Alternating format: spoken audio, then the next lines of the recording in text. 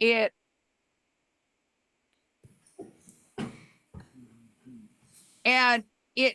so opened my eyes to new information. I mean, we're all political people. We've all been doing this for quite some time, but it opened my eyes. It opened my eyes to the importance of what's happening in the state legislative, the capitals of every state, and the fact that the Republicans are running an agenda which they tried out in Ohio and has worked very well. And they've exported it to Wisconsin and many, many, many other states. And they're trying it here.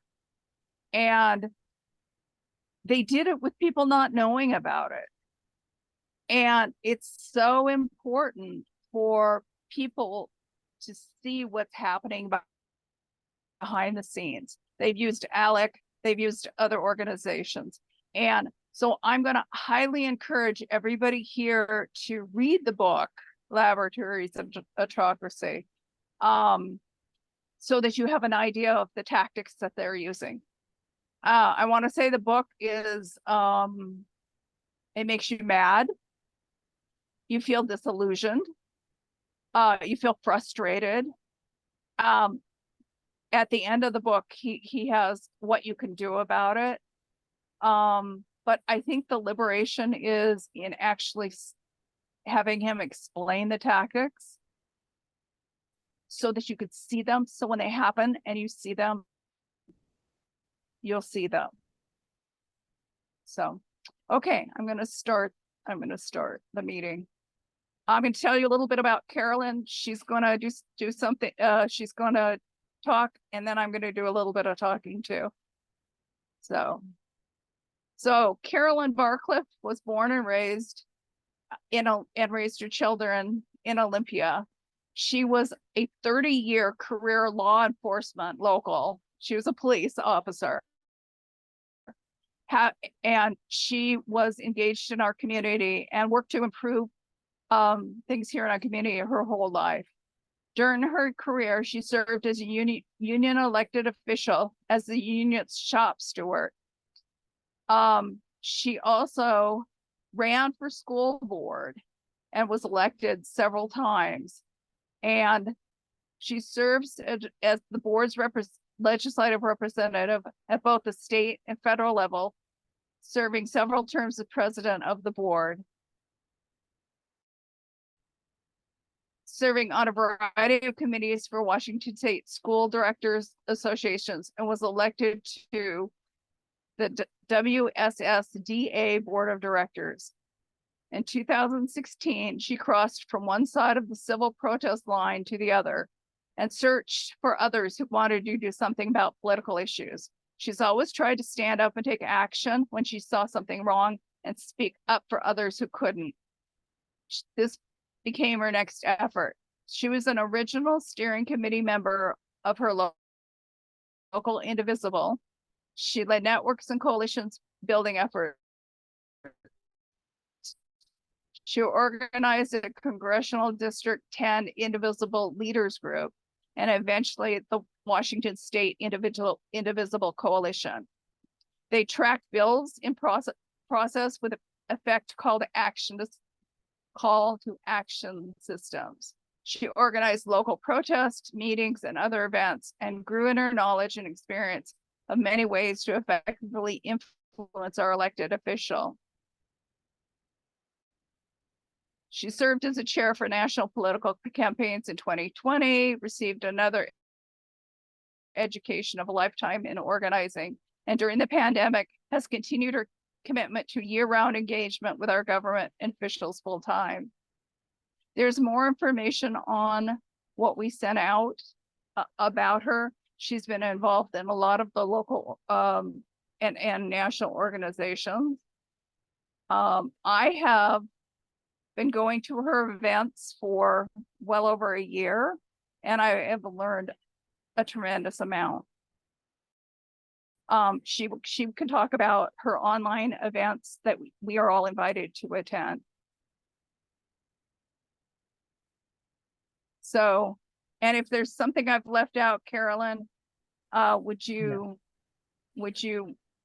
tell it to the group? No, you did a fine job. Thank you so much. It makes it seem like I've done even more than I have done, although I've done a lot.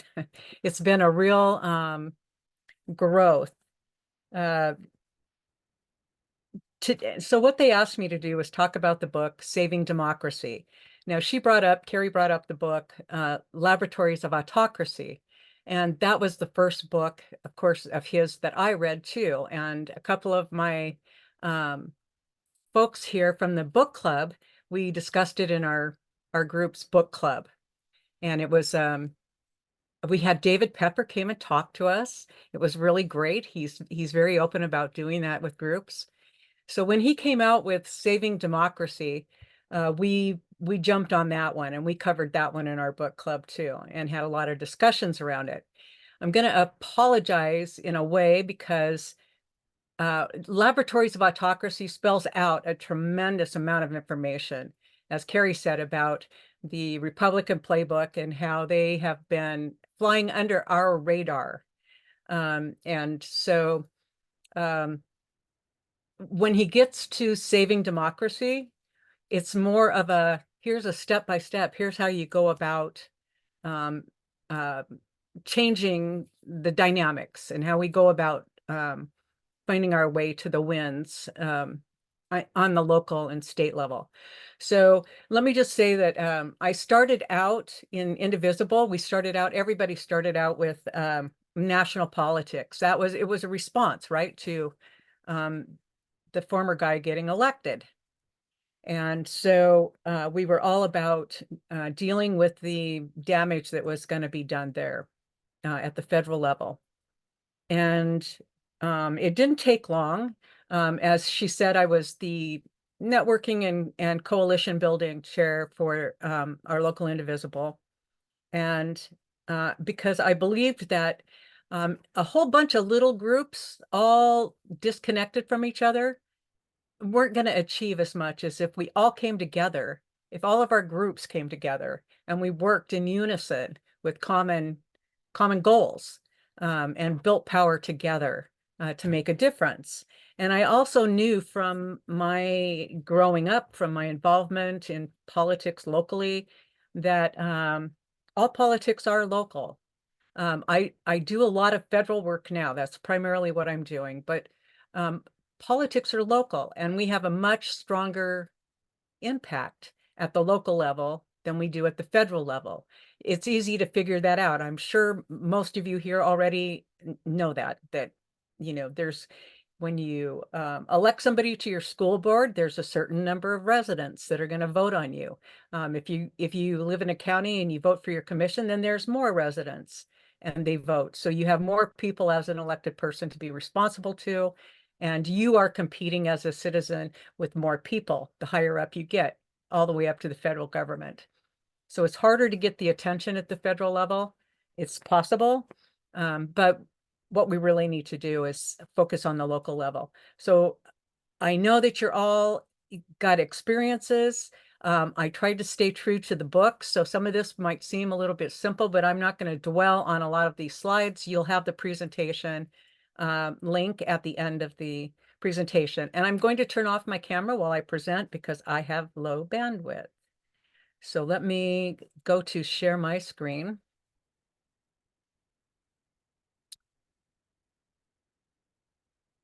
Okay, if you have questions along the way, I can't see you when I'm in presentation mode. So I'll just ask whoever is in leading this to just nudge me if there's somebody who has a question along the way. So this is Saving Democracy, a user's manual for every American. Part of the value in this, if you're experienced organizers and activists, is that you're going to see that this is something that you can also use to share and bring others along who maybe aren't as experienced or aren't experienced at all in politics. So we're going to cover about the author a little bit, the democracy that our founding fathers established, the two battles. We've been fighting two different battles, the Republicans and the Democrats have. scaling up and joining forces and combining many footprints. And then I'm going to give you a bunch of resources and actions to take. So David Pepper's a lawyer, he's a writer, he's a political activist, he's a former elected official, and he's an adjunct professor at the University of Cincinnati College of Law. He's a very dynamic speaker. He's extremely engaging, and he has been trying to get folks to, when he became aware of what was happening in Ohio, his home state, where he was the chair of the Ohio Democratic Party for 6 years, he started flashing warning signs for everybody and saying, hey, look, this is what's happening, and you need to be aware of it. So first, just to go back a little bit to the democracy our founding fathers established, in their wisdom, they intentionally created a federal government of the people, by the people, that serves the people, for the people, and protects our rights and freedoms. In return for our rights, we do have responsibilities, and our duty is to be engaged. The most obvious form of engagement that most people recognize is voting. It's simple as that. We know that the central organizing principle of any democracy is the principle of self-rule. It's where political and economic power ultimately reside with the people. So over the past decade, if we start out at the 30,000-foot level, we see that around the world, many countries are experiencing this slide from democracy to authoritarianism. And it's no different here. We didn't recognize it as much as perhaps we should have, but we finally did. And people are doing things about it. The democracy reports are international, and I just put some links to a couple of them in there if you want to take a look. They specifically address this slide to autocracy. And in the 2023 democracy report, they talk about actions that are being taken to combat it. We're not alone in this.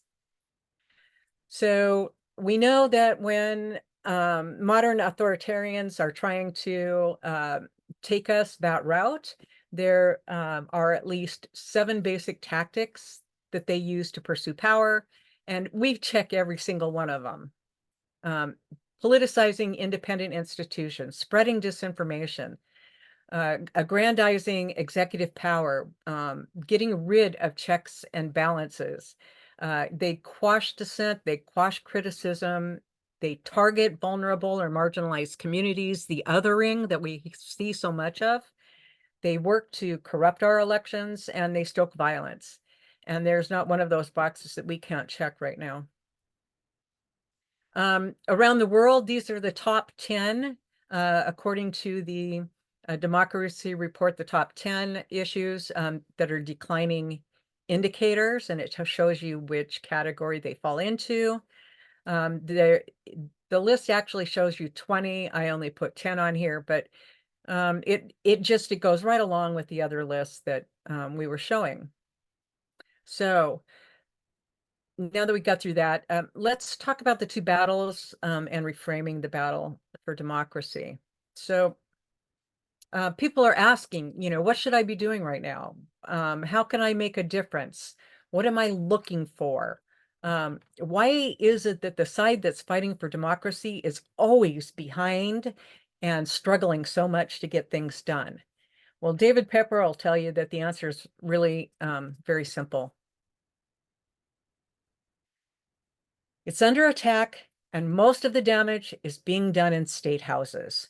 So what happened with the election in 2016 is we had been building up to this, but we became super hyper fixated on national politics and on the national elections. And then when Donald Trump managed to find his way to the White House, we got even more fixated on national politics. And in the meantime, what the other side was doing was working our state houses, our legislatures, our our state government. And this was not something that was new. This was something that was going on under the radar for a very long time. Carrie, would now be a good point to stop for a second and ask you to talk about the schools? Carrie? Okay, Carrie was going to talk about. Hi, yeah, Oh, she okay. took me a little to on mute. So in David Pepper's first book, he starts out with an example of what happened in Ohio. And he talks about the charter school system and how the charter school system took off, began to take off 20 years ago, and what happened in Ohio and how it cost Ohio taxpayers. A charter school scam cost Ohio taxpayers $1 billion, and it went on for 18 years. And so 20 years ago, some businessmen got the idea of doing school online on the internet, and that they would enroll students who are not doing well in the K through 12 system. And they could form a charter school, they could enroll these students, but they would get state money for the school, for the students. And he did. Now, we all know after COVID that online schools don't give the same quality of education that in-person schools do, and especially with the vulnerable population. So he started his school, he's running his school, and it's turning out poor outcomes. His students are not getting educated like the rest of the schools. And the state agencies that are supposed to overlook charter schools are beginning to call attention about this. And because he's making so much money, he has money to give to the Republican Party. And he supports the elections of Republicans that support him on his charter schools. And once they get a majority of people in there, they start getting rid of these state agencies that are calling for oversight on charter schools. And it's real frustrating to read because the very people who are the gatekeepers to our tax money are being suppressed, and the agencies are being defunded, and people are being let go.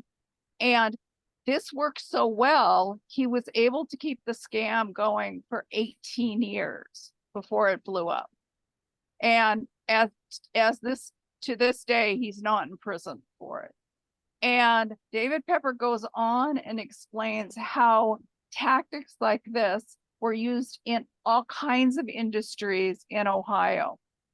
And even though Ohio is actually a 50-50 state, they vote 50% Democrat, they vote 50% Republican. But by using a variety of tactics that were targeted, they turned the state into a deep red state. And in many places that the Republicans control, there is no person running up against them. So this is why, by exposing the tactics that they're using, it would be, and if we understand them, we'll be better prepared when it happens to us. So, okay, I'm gonna go on. Yeah, to thanks. Carolyn. No, and the schools are vitally important, and we see this never-ending drive to try to privatize schools. And it's by design. It's trying to privatize everything. Once you do that, you become more like the oligarchs of Russia. If you want to know why Republicans like the Russians now, it's all about money and power. They saw that when the USSR broke up, they let me turn my camera back on while I'm talking about the slides. They when the USSR broke up, they saw the opportunities for people with lots of money to come in and take over these government entities, turn them private, and then rake all of the profits out of them. And so we end up now with the Russian oligarchs. and a dictator in Russia. The same thing, they want to do the same thing here. They want to be able to privatize everything. When they do that, then the service goes down, the cost goes up. None of us benefit from anything, but they do. And the inequities in our economics get bigger and bigger and bigger. And it gets harder and harder for people to just carry on every day. Let me go back to my slides now. Okay, so what they saw in Ohio was that they were manipulating election policies. I need to turn off my camera or I'm going to lose you. There we go. And they were one of the main ways that they went about creating, manipulating the system was by drawing unfair legislative districts. It's how in Ohio they were able to be called a red state because they elected more Republicans, but there were still fewer Republicans in the state than there were Democrats. You all know about stacking and cracking, packing and cracking, whichever way you want to call it, in gerrymandering, where you design the legislative districts in order to monopolize the majority of positions for the minority party. This was something that with the advent of technology became even easier for them to do. And the thing though is every time gerrymandering comes up before the public does not like it. They see it as cheating, they see it as unfair, they see it as not representing the majority of the residents in a state, but rather the few and the wealthy who can now control everything. So what he talked about in the book was about Team A and Team D. So Team D is the team that supports democracy, and Team A is the team that supports autocracy. And he talked about how Team A is always on the offense, and they're always looking for ways to cheat because they can't win fairly. They are in the minority. So they look for ways to cheat, to game the system. They don't care if they break the rules. They don't end up suffering consequences for breaking the rules. And Team D ends up on the short end of the stick. We are always on the defense. And you know, if you were playing sports, if you had two teams, the team that's on the offense wins almost every game, but they certainly win more games than the team playing defense. So the reality is that if we engage in this fight with the same vigor, with the same stamina, that wherever this is taking place, wherever it starts in the States, that's where we've got to take the fight and we can win. If the side for democracy does engage in the battle the right way, we can still succeed. It's not too late. There's a lot of folks that have given up hope, thinking that we've gone too far now to be able to retain our democracy. I'm telling you, and David Pepper's telling you, that it is not too late. So the way that we fight the game is that Team D pays attention to federal elections far more than they pay attention to the states, houses, and local elections. And by doing that, what they end up doing is focusing on a small number of swing states or districts. And they only focus during federal election years. I can remember, I'm old enough to remember when the Democratic Party, the DNC, was shut down. As soon as a presidential election was over, they'd shut down. They didn't have year-round offices. They didn't have any work being done outside of the elections. They'd gear back up for the next election, and then they'd shut down again. That is an absolute recipe for failure, and they've made some adjustments, which is good. But Team A has, by design, been focusing on states and on state houses because that is where you really can shape democracy.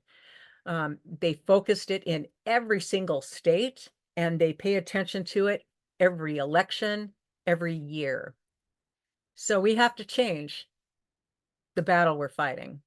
I mean, there's 50 states, right? So each one of these states is either a laboratory for democracy or a laboratory for autocracy.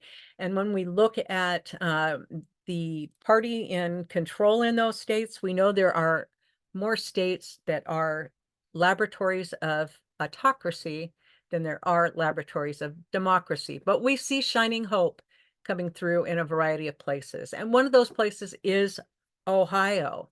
We saw with the issue on abortion that last year that the legislators passed a law, and the voters decided that they wanted an initiative to enshrine the rights of women to choice and privacy into their constitution.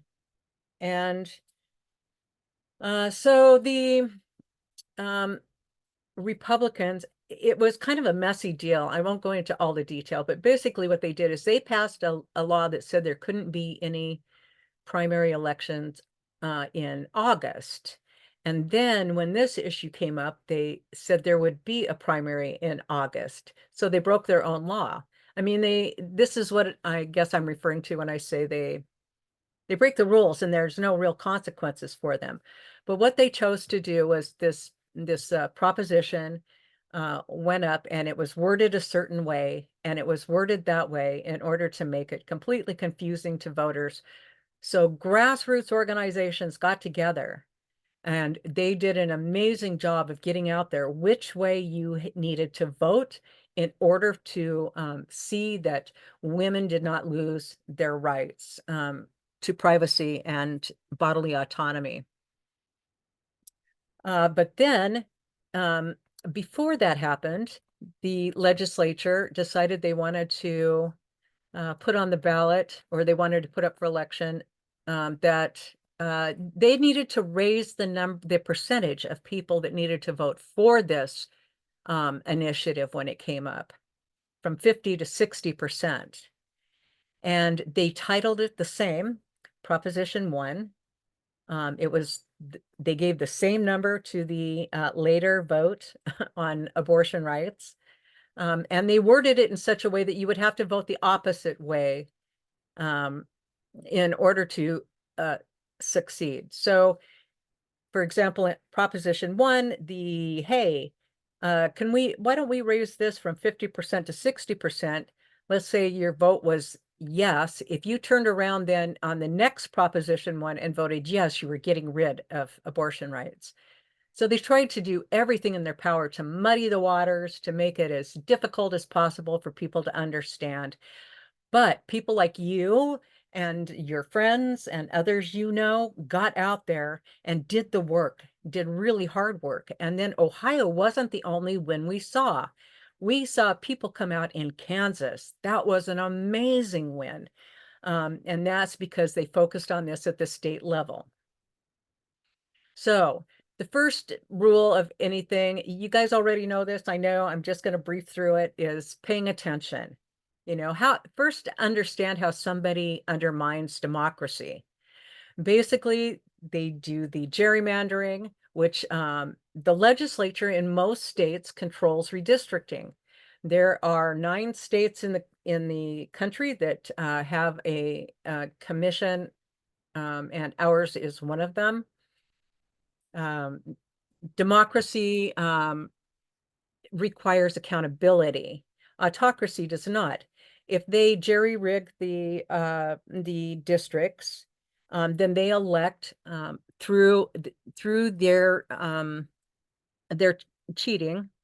They elect people who are in the minority party, and then those people are become accountable to literally no one. Nobody runs against them because the district is rigged. Nobody else is going to win, so people don't run against them. They don't usually have anybody who they run against, and they begin to feel invincible. Like they don't have to answer to anybody, so they're just going to be reelected. And go about their business. And what it does is it allows them to get more and more and more extreme in order to garner attention and funding support from their own side. When they do that and they capture a legislature, obviously they then are in charge of the gerrymandering. They are also in charge of how people vote. They decide who gets to vote, when they get to vote, how they get to vote, what requirements they have for identification.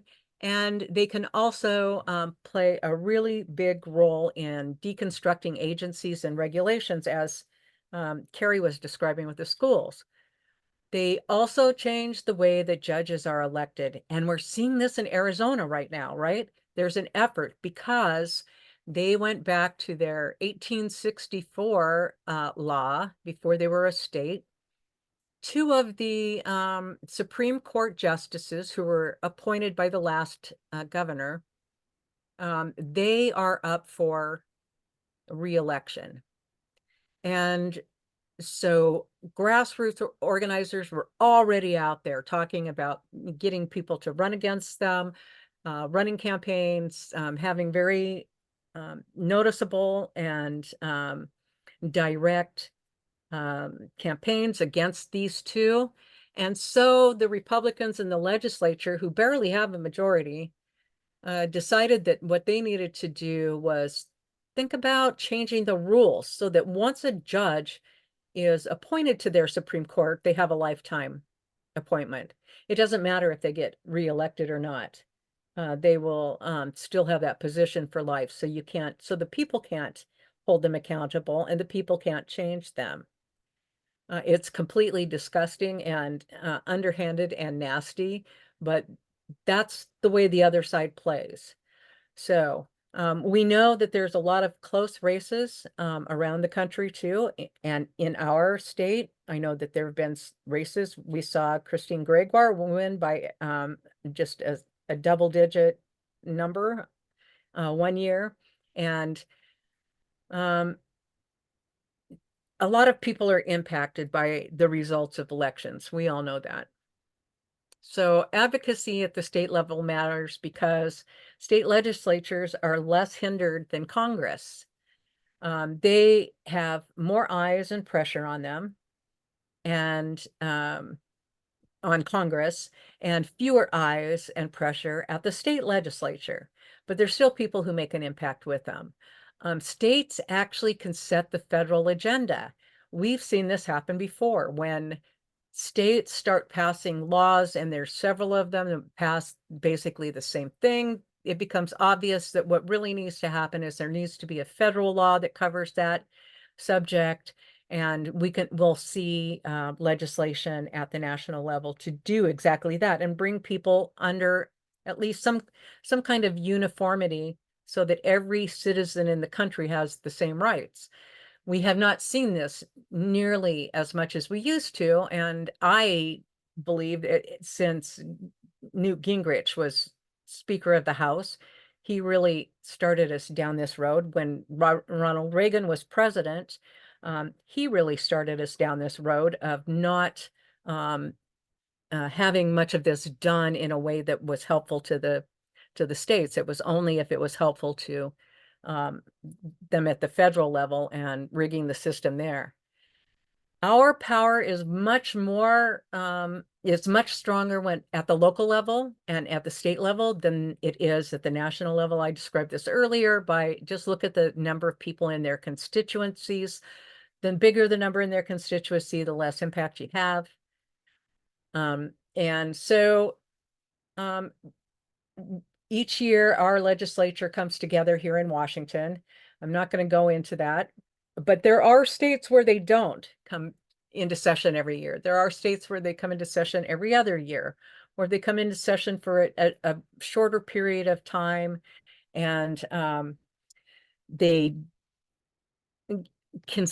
have to do an awful lot in a very small period of time. So they're not in office like Congress every single day of the year, supposedly working for laws that'll better things for everybody. Our legislators, they get a lot of information. They get it from experts, they get it from citizens, and the information that we give them, when we tell them what our interests are, what our preferences are, what our views are on issues, they pay closer attention than they do at the federal level, just because they have fewer constituents and you make up a larger percentage of those fewer constituents. So you can actively participate in the legislative process in a lot of different ways. And, we've seen this slow decline with this shift in power to the minority. We've seen more and more people who are just feeling like democracy is on its way out. There's nothing we can do. There's no hope. You can see here on the left, there's a number of excuses why, attitudes that people will share.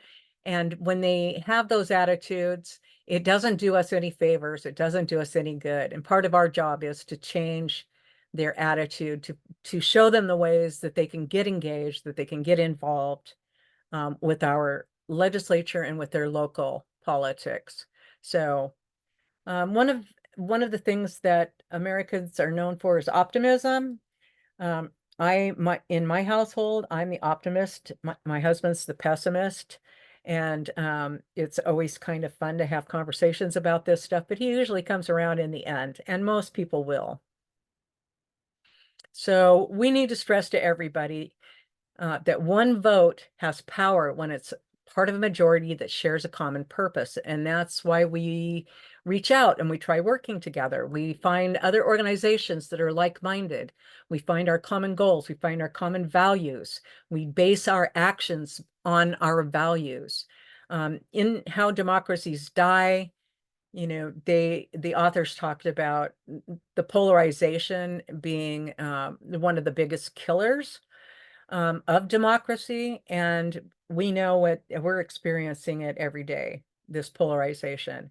But there are ways to start bringing people back together again. And we have to realize that we are the first line of defense for democracy.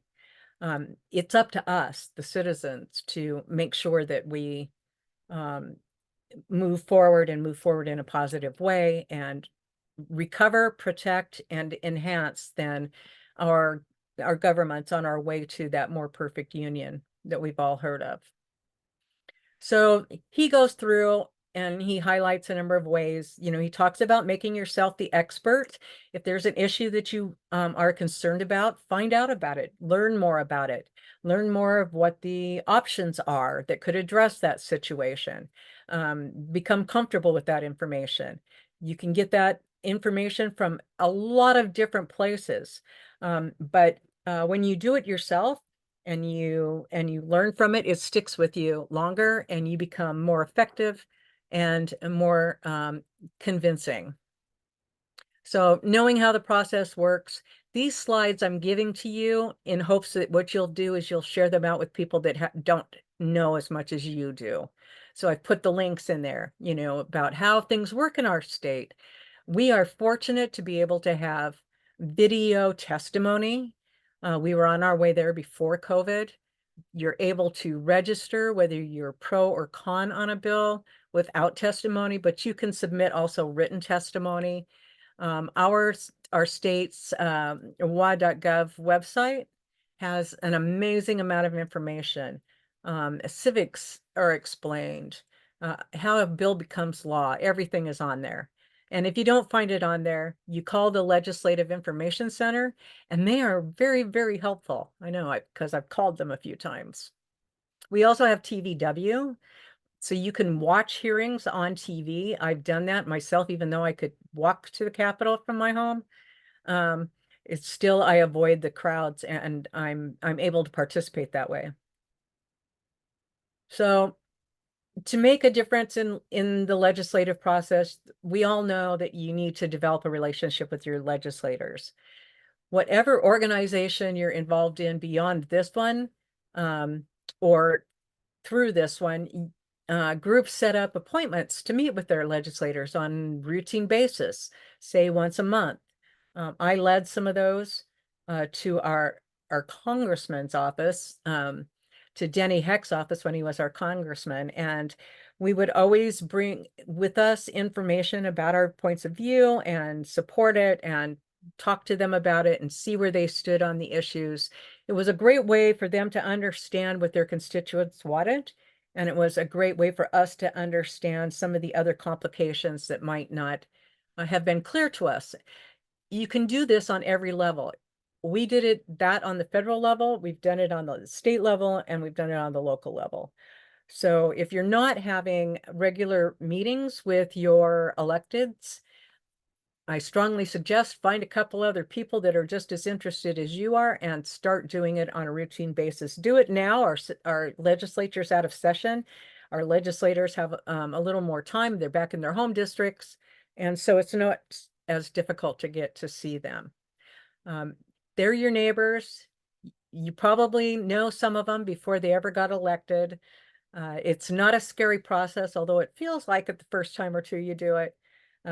But you guys I know are all experienced at it. So have at it.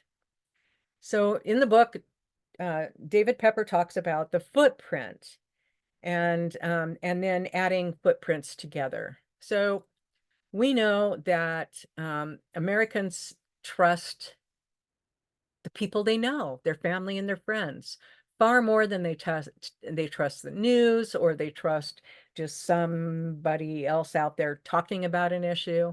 They trust their family and friends to give them more accurate information than political campaigns or social media.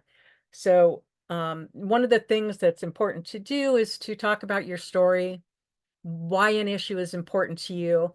Stories click with your electeds, and they are a hook for them to remember why this issue is important.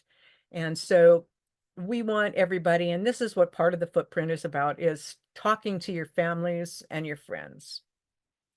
So he has this form, and you can click and you can go to it. I cut it in half here so that you could at least see some of the stuff, but what he says is he wants you to circle the elements of your footprint that could be used to engage voters. Here, for example, they circled family and friends. And who of your family and friends has a large footprint to engage voters too? So you fill out this thing, you start thinking about, well, who do I know that knows something about this subject? Or who do I know that knows something about what the legislature is doing on this or that?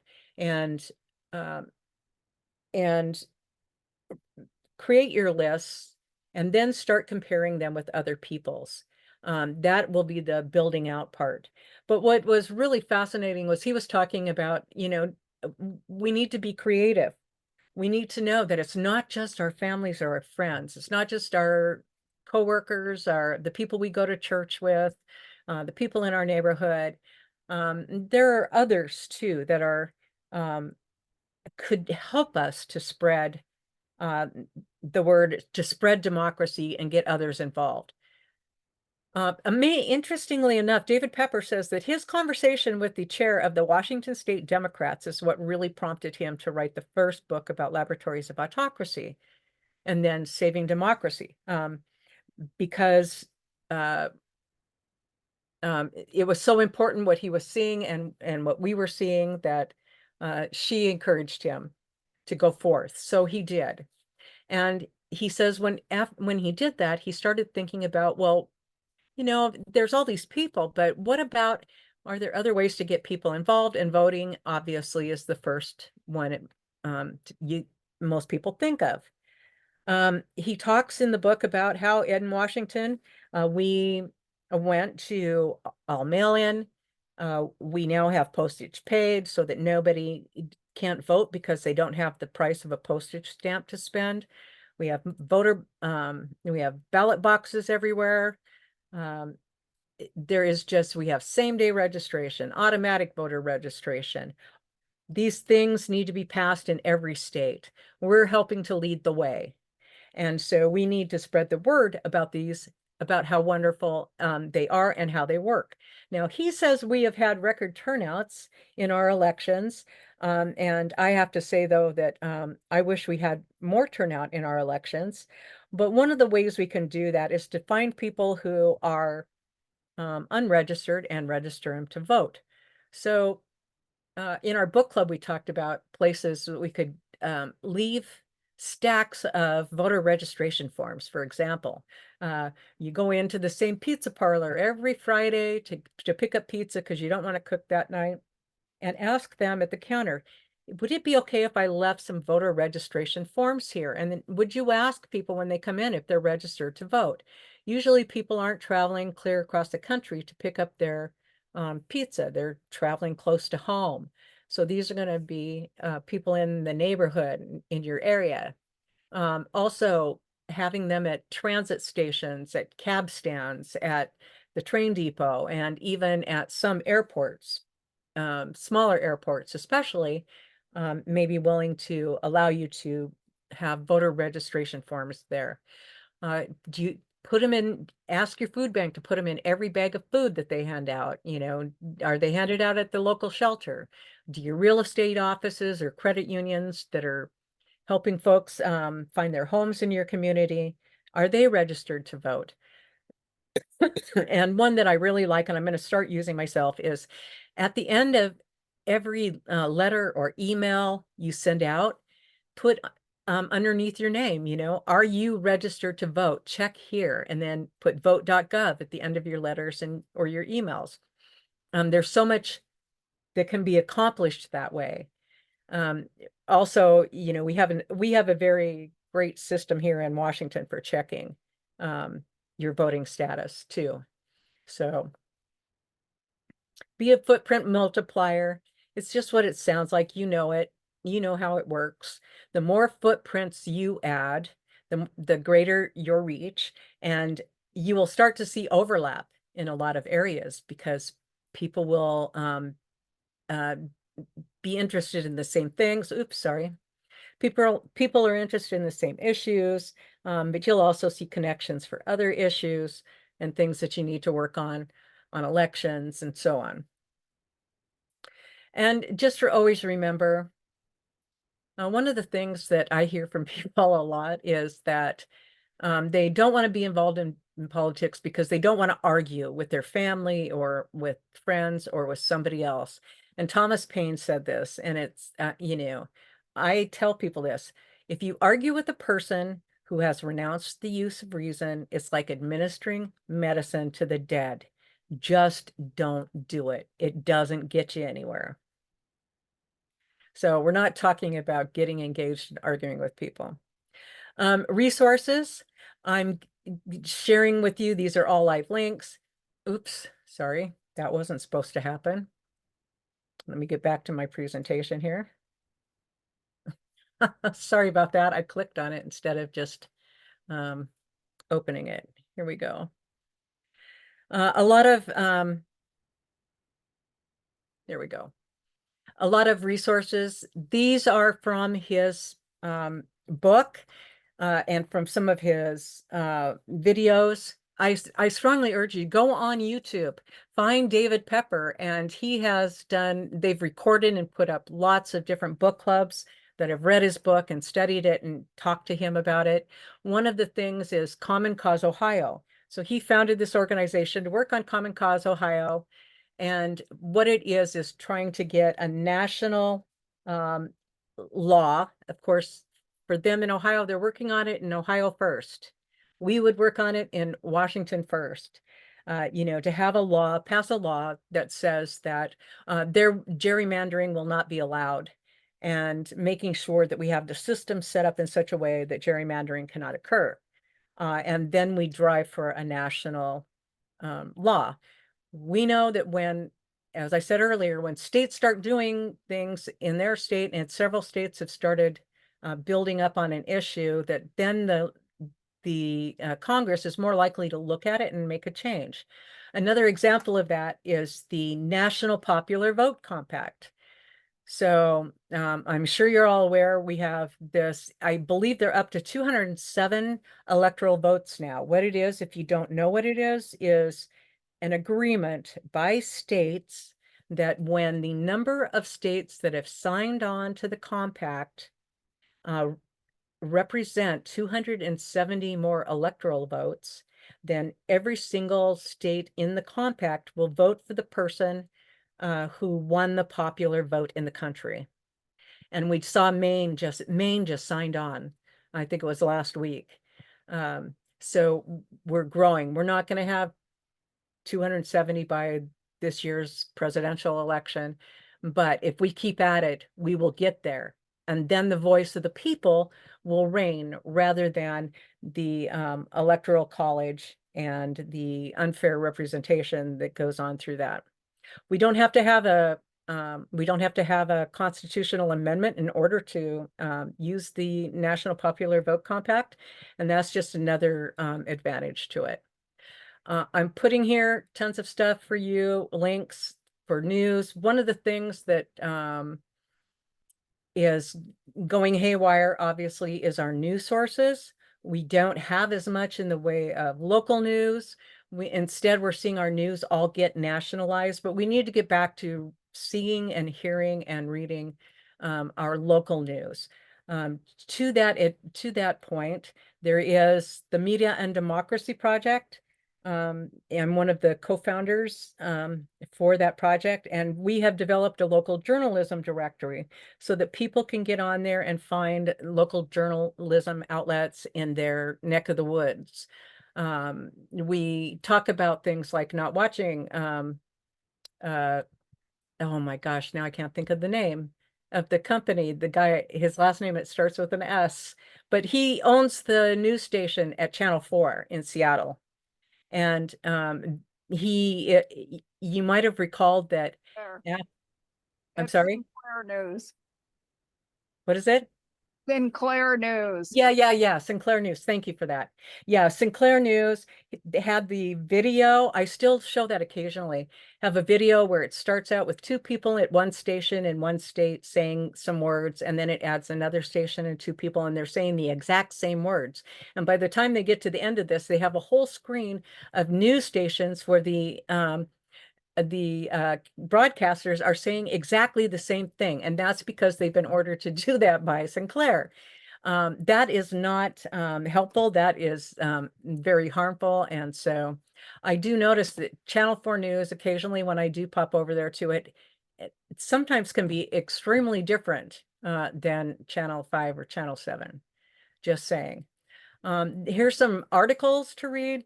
A couple books on tyranny. We read it right before or right after he wrote it in early 2017.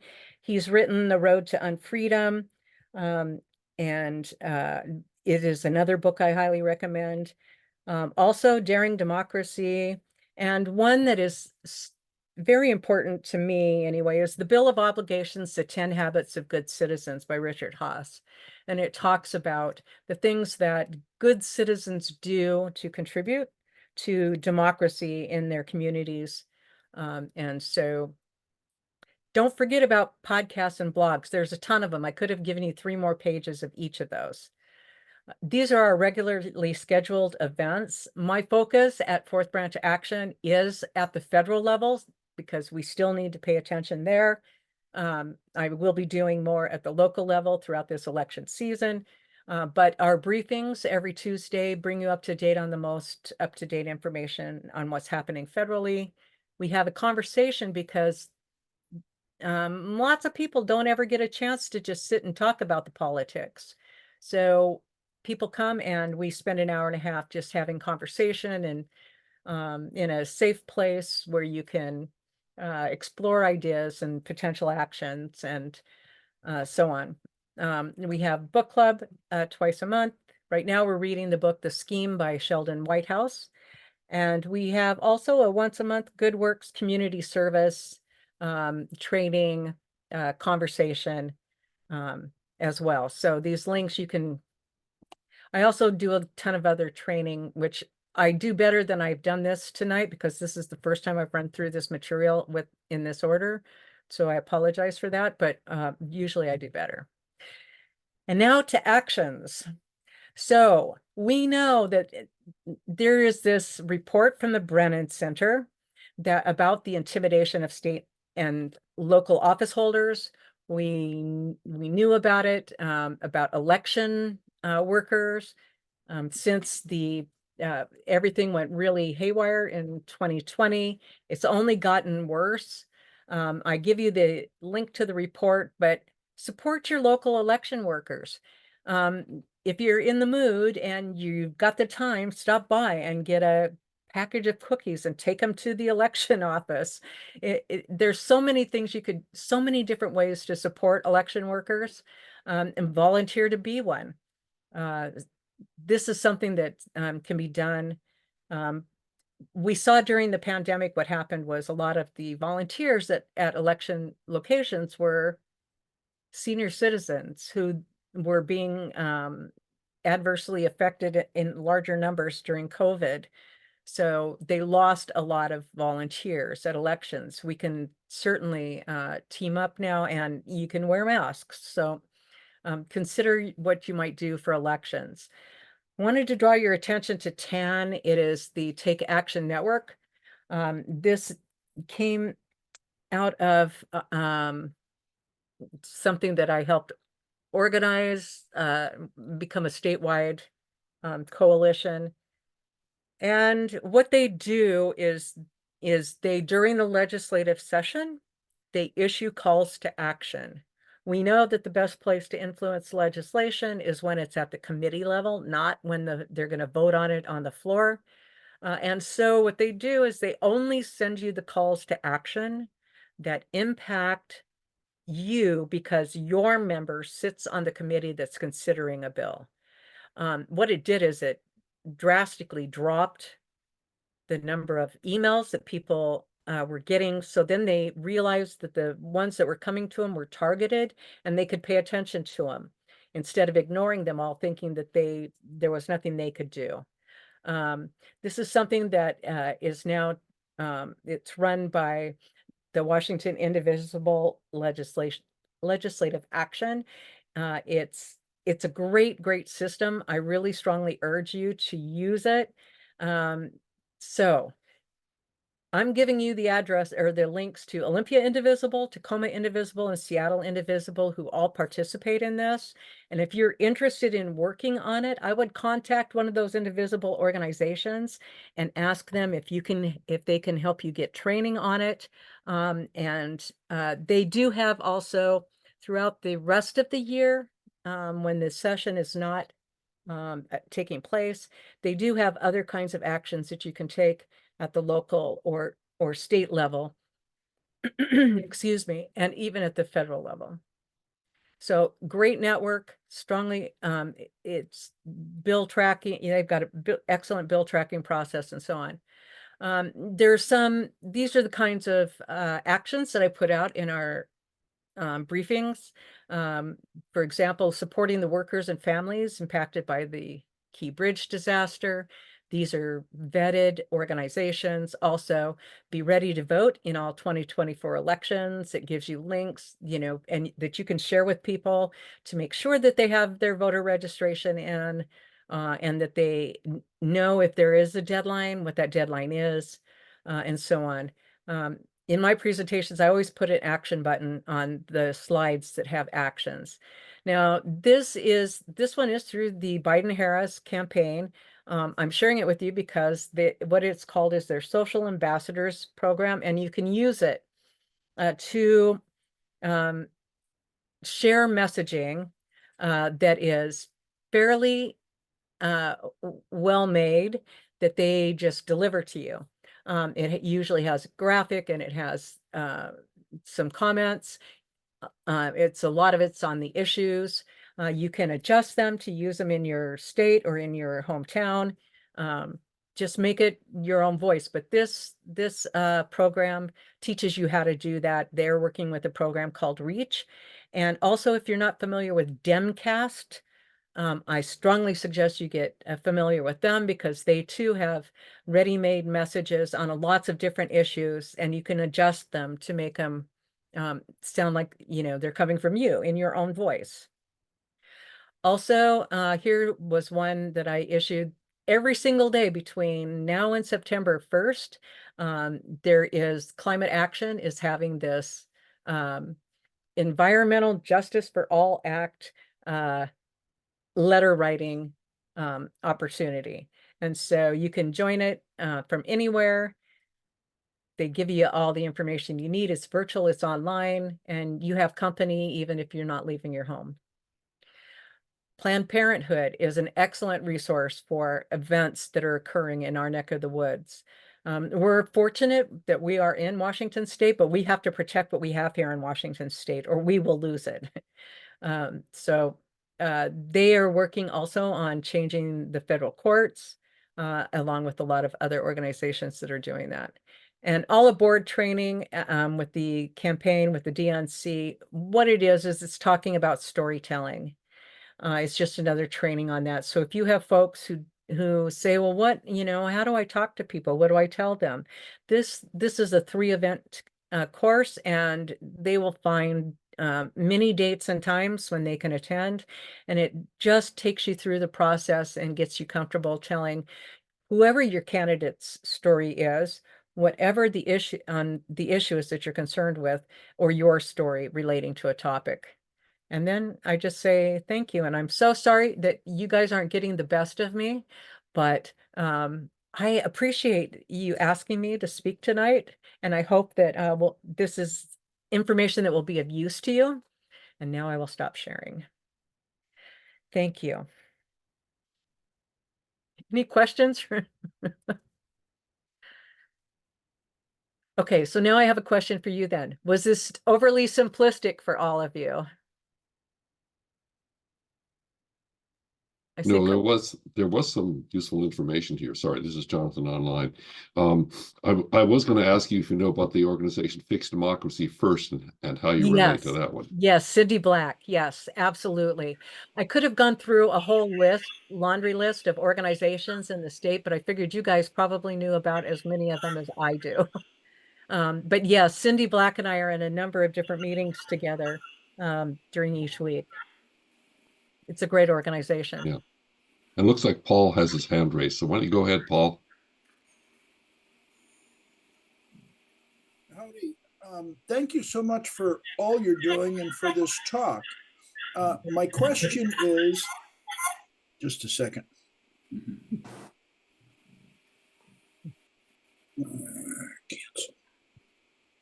Can you hear me now? I can hear you. Okay, good. I had a Bluetooth speaker that sounded wonderful, but it was giving me feedback.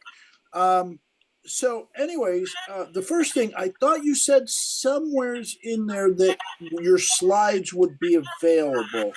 Oh, yes. Because they were fantastic, and I want to be able to refer back to them and potentially share them with people. And then the next question I have is, if I were to, are you available to essentially do this if I organize another group? Absolutely. Okay, great. Just need to make sure that it's on a date, when I'm available, and yep. Well, I noticed that your contact information was at the end of the slides, but you turned them off before I could capture that. Sorry. Yes, they are at the end of the slides. Here's the presentation slides. There's the link to them. So you will have them. Thank you all so the much. Links are supposed to be live on there so that you can access whatever I've referred to as well. To me, this is part of doing my part for democracy. Is information doesn't do anybody any good if you just hang on to it. And we find too often in politics that people silo information.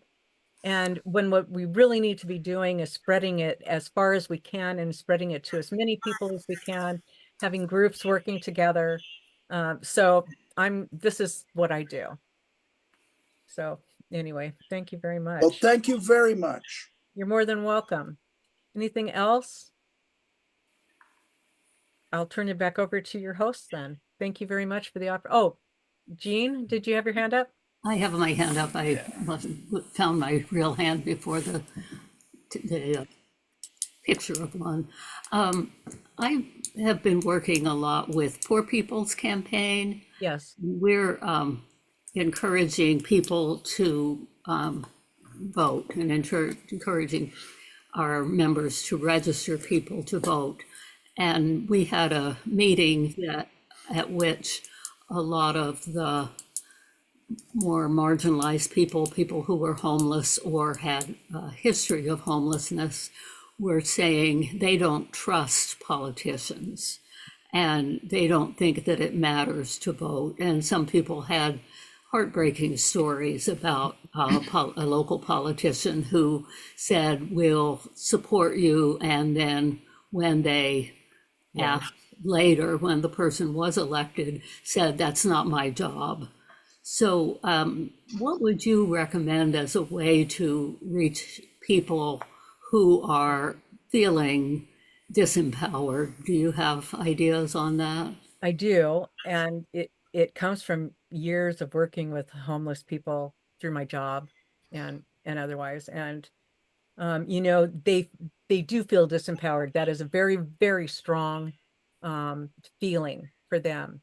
When they don't vote, they disempower themselves. Their vote is their power. And if they don't vote, they're turning that power over to strangers. They're turning it over to other people, and they don't have a say in what's going to happen with them. And yes, there'll be disappointments. There will be politicians that will say one thing and do something else. But most people don't enter politics to operate that way. Most people who run for office have good intentions and may find out that there's something they can't do, but still they communicate.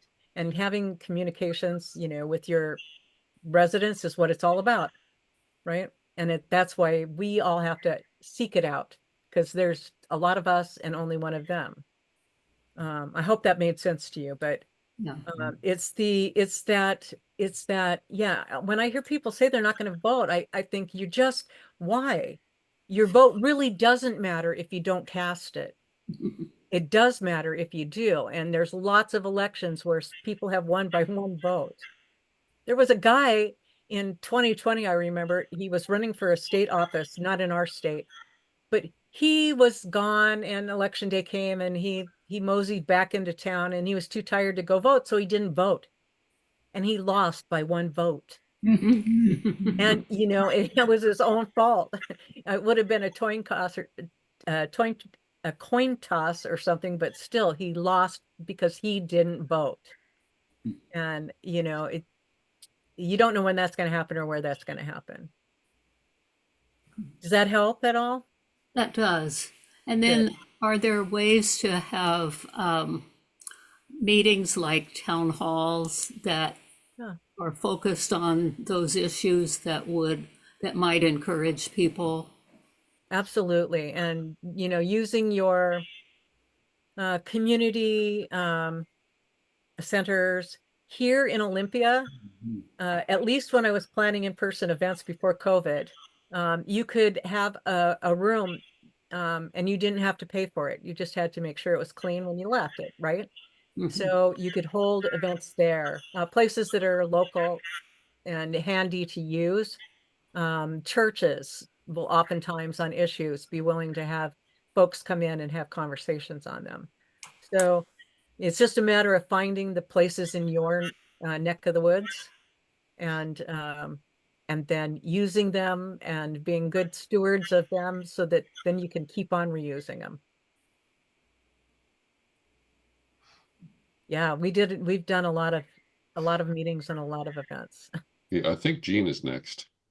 Jean, thanks. Yeah, the other Jean. The other Jean. I just want everyone to know that I will be posting Carolyn's presentation on the Western Washington Fellowship of Reconciliation website. And I saw that you already sent that link. Thank you, Carolyn. You're welcome. So that's www.for.org. Very simple. Awesome. Thank you. And Louise? Yeah, I have a couple of comments. I totally support voting, but I would like to think that it was done with some knowledge of the issues. Yes. And, you know, it bothers me just to think that we totally equate democracy with voting. And I don't see it that way. Yeah. And you know, I mean, you talked about based on our actions, based on our values. The same is true for the MAGA people. I mean, they do have their values. We may not agree with them, but they have them, and so they're going to vote on their values. And but at any rate, so one point is when just registering somebody to vote or having registration forms here, there, and everywhere, if that person is voting and, entirely out of, I don't know, ignorance, I don't care which side it is, that's an unfortunate thing for a democracy, in my opinion. Anyway, that's one point. I would agree with you on that. And one of the things you can do, something that we did back for the 2018 election, is we had not only locally here did we have a list of all the events that were taking place with candidates on a kind of a calendar, so that people, when they had an hour here or an hour there, didn't have to go in search of events. They could find them, they could go participate or learn. Also had like ballot parties. So before the election, when we knew what was going to be on the ballot, you just have a place. We had a place in back room of a bar downtown, and people could come and go, and people were there to talk about the issues, so that if you didn't know about something, you could come in and you could talk to people that had some idea about it, and banty back and forth, about how you felt about it, but learn more. I'm with you 100%. Informed voting is the absolute highest standard for voting. It's unfortunately not always what we get, but in terms of spreading our footprint, that was one of them that David Pepper was really emphasizing. And so that's why I placed as much emphasis on it as I did. I tried not to go down other rabbit holes. Yeah. So I just one other quick comment. At one of the points, it talked about fallacies, and there were 6 of them. I can't remember what the title was. But one of them was money in politics, and it was sort of downgrading that. I think that is huge. And it is. I mean, it really bothers me that we're going to have, number one, that we've been having an election now for 3.5 years. And I mean, that's totally absurd. And the money that is spent, to be spending what, more than $1 billion, several $1 billion. That's totally absurd. And it doesn't give us, a better election in my opinion. And the money that is spent by lobbies and interest groups to affect the election, it's a tremendous factor. And I think to downgrade that as not a major concern for democracy is selling the whole idea of democracy short. So you might be interested in the book we're reading right now in our book club, which is called The Scheme by Senator Sheldon Whitehouse. It talks about the capture of the Supreme Court by big money. And he's got lots of ideas on things to do. And I did see the House today was talking, some of the members were talking about a bill they're bringing forth on Supreme Court ethics. That can be done at any level of the courts if you're finding that things aren't going the right way. And it's not just money going to the courts, but of course, Citizens United just opened up the floodgates, and we've got to find a way to get back to corporations are not people. Money is not speech. And personally, I'd like to limit our elections like the British do. It's something like 6 weeks. That's all you have to conduct your elections in, and so that they're not taking over everybody's life every single moment of every single day, every single year. Amen. Thank you. Yeah. I'm going to go to Reagan. Carrie, is that okay? Yeah, that's okay. But I do want to say something. Okay. Reagan? So I just wanted to offer a thought about this idea that if you don't vote, you can't complain. Washington State stands out among most of the states in terms of the ease of not only voting, but also being able to register right up to the day of the election. But that's not the case in a lot of states. You talked quite a bit about gerrymandering and whatnot, but also limiting polling places, prohibiting mail-in ballots, saying only one election day, which makes it a lot harder for people who don't have easy access to mobility. It screens out people, frankly, who are more likely to vote progressive than are going to vote conservative. Just a thought. So, yeah, you're right. Absolutely right. Hey, Regan, that's Yeah. one of the things. Oops. My That's internet is unstable. That's one of the things the book Laboratories of Autocracy talks about. Yeah. It talks about how in Ohio, they very much targeted populations that they knew were going to vote Democrat. And they were very specific about making it much, much more difficult for those populations not to vote anymore. Yeah. And Carolyn's right. It's the meeting with someone from about how open we are about voting, and David Pepper's like, well, what we're doing is shutting it down. We're removing the boxes for people to vote in, and it was pretty clear. The other thing he talked about, which stuck with me, was the benefit of going more and more extreme. You're breaking up a bit. On your, sorry, even if these politicians don't believe in how extreme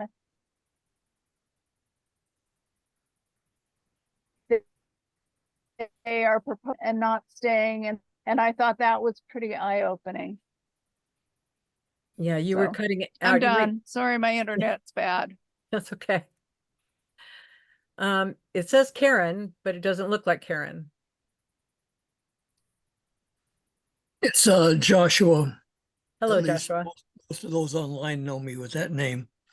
I think that we're all aware of this, but I think it's important that we not only talk to those who are discouraged, basically agree with us, but are discouraged and possibly not willing or going to make the effort that they need to vote. But I think it's critical we talk to those that we know that disagree with us, and that we not argue with them, but that we ask them questions and listen carefully. And if we continue to ask questions, having listened carefully, sometimes we can ask a question that will create a dissonance within them. They realize our questions, that there are values they have that are in conflict with each other. Yeah.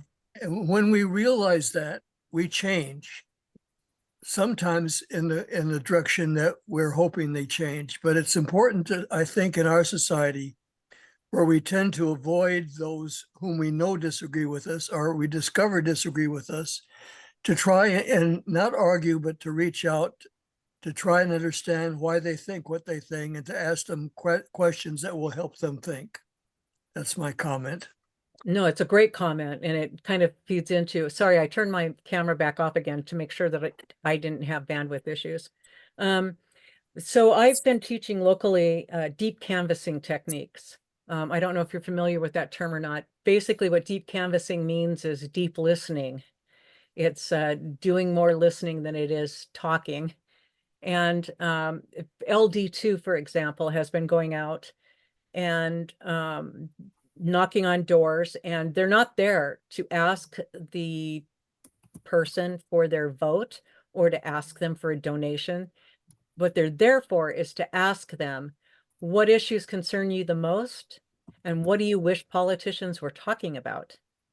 And then taking that information back, it will all be anonymous when it's aggregated, but bringing all that together and picking the top topics that are of concern to people in their legislative district, and then focusing on those issues and helping to find answers to the problems that they are experiencing with that. So it's, yeah, you're right. It's listening. It's not telling. It's also a great way to earn goodwill, because people are used to, when somebody comes knocking on their door about any election or any election issue, they're always asking for something, right?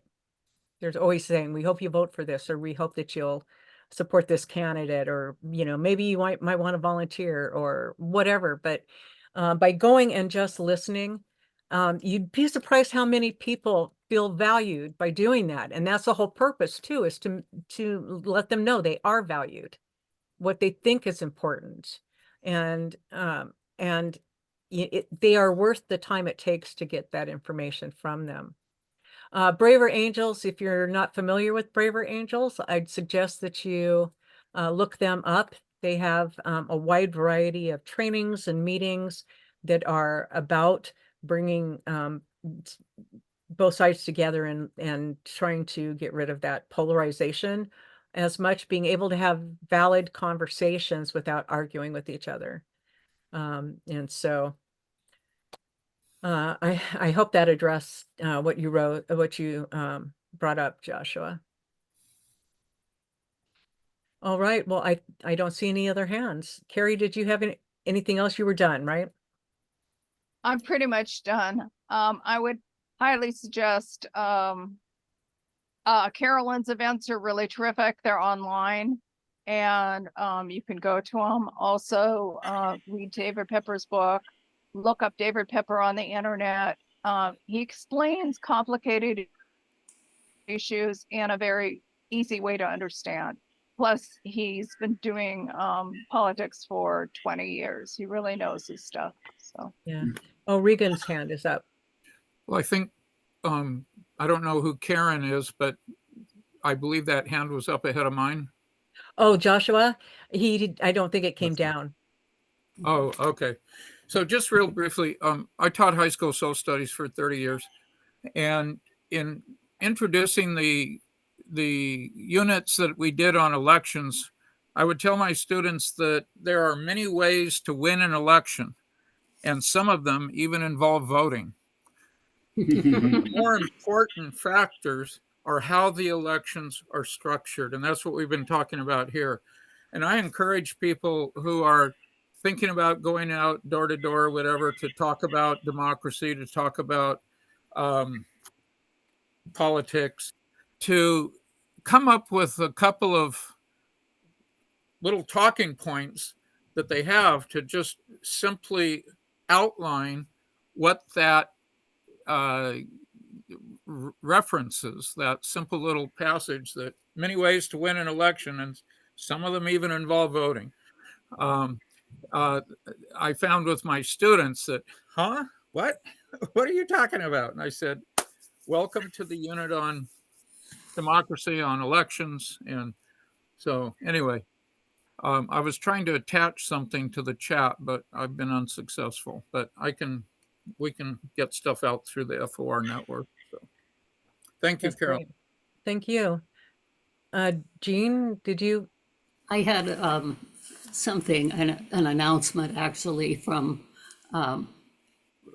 as an FOR member from Olympia.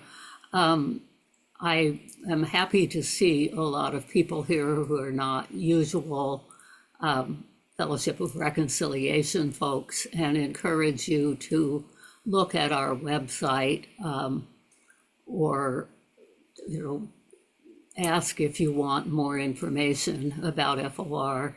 I also wanted to announce that we're having a spring assembly on Zoom on May 18th. And it's the topic of this year's spring assembly is organizations that work for peace throughout the world. And our speaker is Kathy Kelly, who has worked in a lot of other countries, Afghanistan, and is now in the Middle East, apparently doing some things, but has a broad range of information about various peace organizations.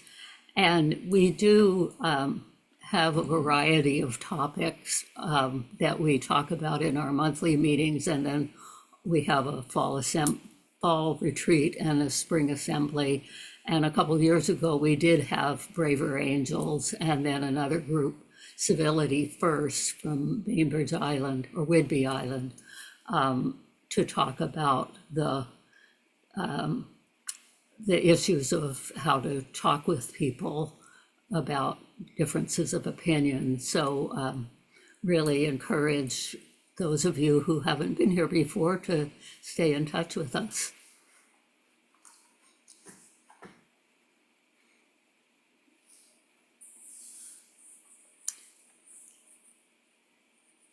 I have one more thing to add here, and that is a link. I'm putting a link in here that has a long list of toolkits in it on a variety of different subjects. They're worth perusing if you're trying to help others understand how to talk about a topic.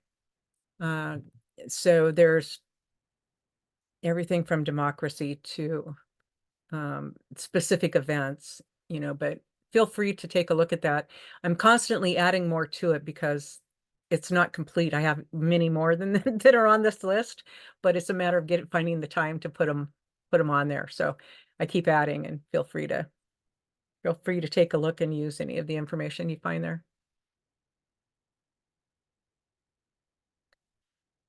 Bert and Elaine, I see a hand up. Yeah, it's Elaine. I just wanted to mention another local group, Common Purpose. Yes. Led by David Domke from Yes. UW. They seem to be, well, they've been going for a number of years now, doing both local and national canvassing, and I think someone was just telling me they'd heard a program by him recently, and I think one of their real achievements has been to put into the forefront young people Yes. and people of color, so they're diverse, and they've got a lot of energy, and so it's something to hook onto if people want to really engage in the campaigning. They're excellent, and he teaches classes, various classes, and has guest speakers as well. Right now, there was a 4-class event on. Well, now I'd have to go back and look at the title of it because I haven't. I paid for it. Sometimes you have to pay for them. I paid for it, but I haven't had a chance to watch him yet. Anyway, he's excellent. He was a professor at the University of Washington. So we're about out of time, and Carrie, do you want to close us out or see if there's any more announcements before we go? Actually, it's good. Are there any more announcements before we go? But I'd also like to thank Carolyn Barclift for coming and talking to us.